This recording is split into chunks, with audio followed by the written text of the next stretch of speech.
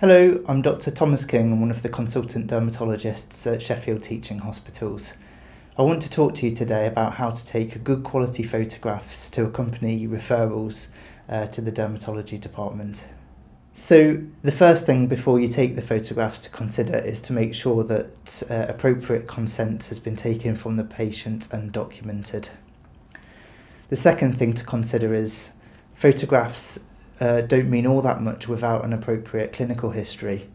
So it's important to document important things like the site of the lesion, how long it's been there for, any recent changes including change in size, shape, colour, any symptoms such as bleeding or itching or ulceration, and any personal or family risk factors of things like skin cancers, including immune suppression. It's also important to include a record of the medications and allergies. When you're taking your photographs, it's also important to consider how to maintain patients' privacy and dignity. So consider taking the appropriate amount of clothes off in order for us to be able to clearly see the skin lesion and the surrounding anatomical landmarks. You may also be able to make use of a gown or a towel to help maintain patient dignity. The other thing is that patients have the right to request a chaperone when the photographs are being taken. The most important thing to consider before we even talk about how good quality photographs should be taken are that all photographs and accompanying referrals are clearly marked with the basic patient demographic data, including full name, NHS number, date of birth, gender, ethnic group, address, and contact telephone number. These details should be checked with the patient. So this is a 56-year-old gentleman who has just been referred on the 2-week wait system from his GP with a skin lesion on the right side of his neck. So now we're going to talk about how we'd like to take a photograph of this skin lesion. So the first photograph that we need is a locating photograph, and the purpose of this photograph is so that as a dermatologist I can work out whereabouts on the body the skin lesion is. So the second photograph will be your zoomed in photograph to see the detail of the skin lesion, and we can use a ruler to see exactly how large the skin lesion is. For the dermoscopic photograph, you'll have a different dermoscope than we have here and different equipment. But just to demonstrate the principles, the dermoscope should have contact with the skin, but there shouldn't be firm pressure applied because that can obscure the blood vessels. Your good quality dermoscopic photograph of a lesion like this should look similar to this example. There are a few stumbling blocks to consider when taking your photographs. The first one is to make sure that the skin lesion is well lit. The second one is to make sure that your photographs are not blurred and they're sharply in focus. The third one is that teledermatology is ideal when there's only one lesion being referred, but sometimes multiple skin lesions are referred. If multiple lesions are referred, then it's a good idea to label them. So you can use the locating photograph to number the skin lesions. You can use a skin marker, for example, and actually write on the skin next to the skin lesion. A good idea would be to label them from 1 upwards from the top down to the bottom. And then you can also see the number on the zoomed in photograph, so you can work out which skin lesion is which compared to the two photographs. Hi all, and thank you for attending the DermLite DL1 training video. I'm going to take you through obviously the device which you have, which is the DL1, and you've also got an MCC connection kit. So I'll take you through how to obviously use a device, functionalities of the device, and obviously how to then connect the connection kit to your phone to be able to take pictures. So before we start, what we have here is you've got your DL1 DermLite. You've got 4 3mm LEDs that are inside the lens. You've got 2 lenses. You've either got a polarized or a non-polarized, so you should get another cap like this, and all you need to do then is push it up, one will slide off, push the other one down, and the other one will slot into place. So that's nice and easy in terms of flipping between the two. On each one, on each faceplate, you've got a scale. I don't know if you can just see it on this one in terms of the reflection. So it's just here on the bottom corner. So that goes up in millimeters across the screen. So you will see that on the images. You've got a 10mm faceplate on the front, a lithium battery in the middle. Then at the bottom is a USB micro charger to which can be plugged into either iPhone connectors or into, say, like your laptop. So you can use this device as either non-contact or contact. So what I mean by that is you can use it in normal dermoscopy. When you turn the lights on, you can look through the lens, albeit a small lens on this side, but you will be able to see the lesion or aspect that you are looking at. However, from my understanding, you're going to be mainly using these with the MCC connection kit. So depending on whether or not you're using an iPhone or a Samsung phone or an Android, you have two settings. So the magnet on the front screws off. It only has a very small thread on the back. I don't know if you can see, it's quite thin. So it doesn't have much depth towards it. So you've only got a few rotations that need to be made to obviously connect it to the actual device. Android is the bottom, iPhone is the top. So if you look, you've got two sections, so one at the top and one at the bottom.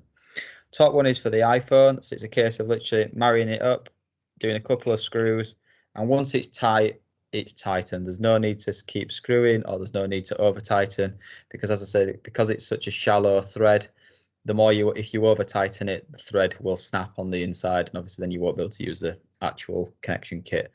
The magnets on the front are very strong, and obviously once it is connected, it's also very strong as well, which I will demonstrate to you now.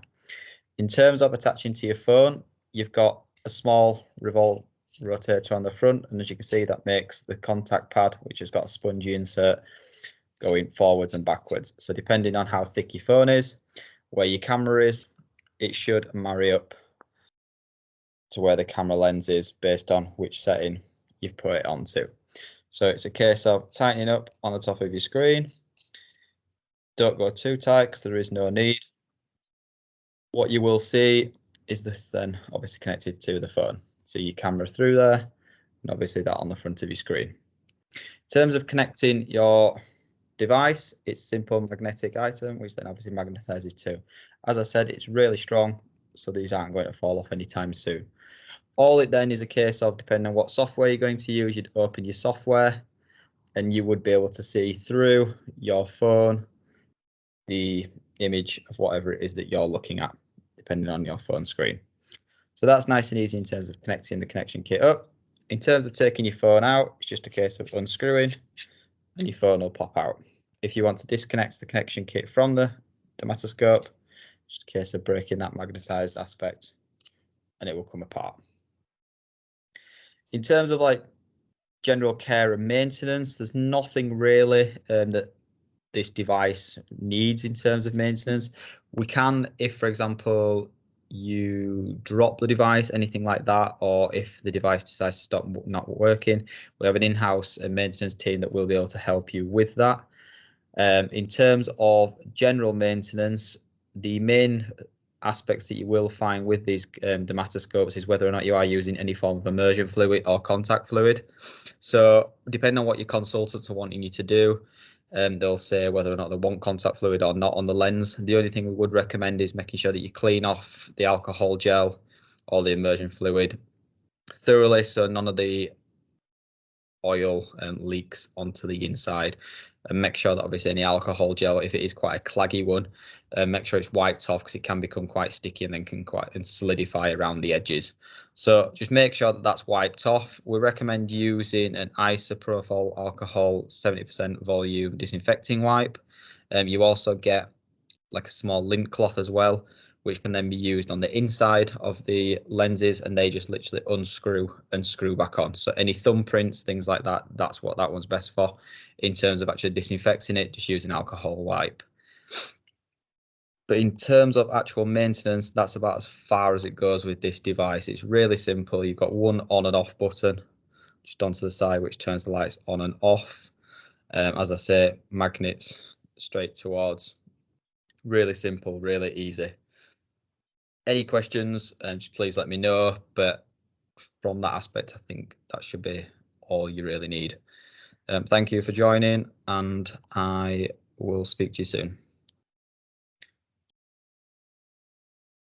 The Consultant Connect PhotoSafe app is available to all clinicians in Sheffield to access IG-compliant safe clinical photography. The photos taken are saved directly to the cloud and never to the clinician's personal phone. The majority of GPs in Sheffield have already downloaded the app, but if you have not done so already, then it's easy to do. Just search for Consultant Connect on the App Store or Google Play and you'll be able to download the app. The following video demonstrates how to take images using the Consultant Connect PhotoSafe app and save them onto your desktop so you can easily attach the patient record and/or your skin referrals to cases and adult and children secondary care. To access safe clinical photography, log into the Consultant Connect app and you'll see the PhotoSafe icon at the bottom of the screen. You then tap the screen to confirm that you have your patient's consent to take a photo. To take a photo, press on the button in the middle of the screen. If you're happy with the first photo, select Use Photo. You can then take additional photos. It is recommended that you take 2 photos, a locator photo and a close-up about 6 inches away. At this point, you can enter the patient's NHS number and click Next.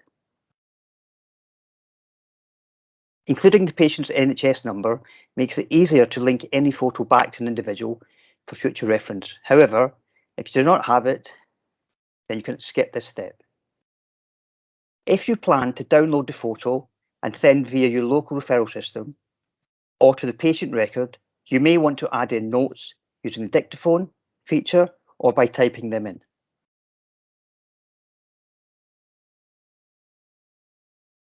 After adding your notes, click Save. Your photos will now be saved to secure cloud and will not be stored on your phone. Please note that all photos taken via the Consultant Connect app are compressed to a size and format that can be uploaded to ERS without any loss of resolution. At this point, you'll automatically receive an email to your nhs.net email address, which will include the photos, notes, and a PDF summary.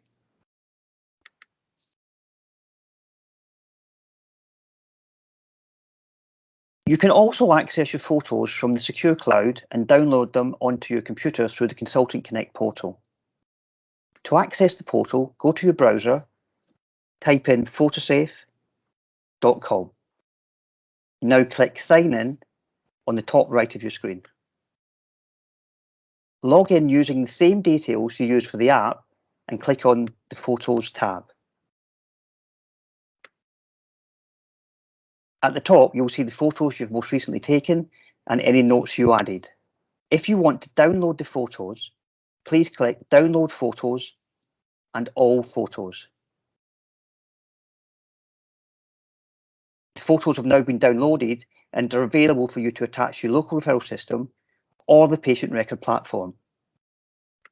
Alternatively, you can opt to download a PDF version, which includes the images and any notes, and this can also be added to the patient record. If you don't wish to download the photos straight away, you can simply leave them stored in the cloud where they can be easily accessed at a later date. If you would prefer for your medical secretaries or admin staff to complete these tasks, then we can grant PID access for their individual nhs.net email addresses or the generic practice email addresses so that they can access the portal to download the images and attach them to the patient record and/or your local referral system. If you would like your medical secretaries to have PID access, then please ask your practice manager to send me an email or send an email to hello@consultantconnect.org.uk. Please make sure to include the names and email addresses for those that require access to the photos.